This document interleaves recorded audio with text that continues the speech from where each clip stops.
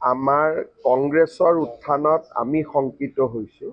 সেইকাৰণে আমাৰ মিটিঙত 10,000 মানুহ আহে আৰু তেওঁৰ মিটিঙত 200 মানুহ আহে। এইটোৱে শংকিত হোৱাৰ এইটোৱে প্ৰমাণ নহয় জানো? গতিকে তেনেকুৱা শংকিত হৈ থকাইটো ভাল।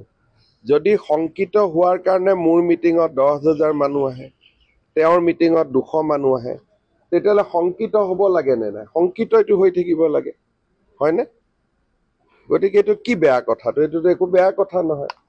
বাকী এটাই কথা মই ক'ব খোজো যে যিয়ে সংসদত পাকিস্তানৰ গুণ গৰিমা গায়, যাৰ পৰিয়ালৰ 3জন মানুহ বিদেশী, আৰু ক'ব গ'লে পৰিয়ালৰ আন 3জনৰ ধৰ্ম কি তাৰ বিষয়েও মানুহে নাজানে, তেনেকুৱা মানুহৰ পৰা মই নহয়, আমি কোনেও শিক্ষা ল'ব নালাগে। মই সাংবাদিকসকলকো কওঁ, আপোনালোকো বহুত উৎসাহিত নহ'ব, কাৰণ আপোনালোকৰ ঘৰৰ 3জন মানুহটো বিদেশী নহয়। গতিকে আপোনালোক কিয় ইমান উৎসাহিত হয়? ঠিক আছে।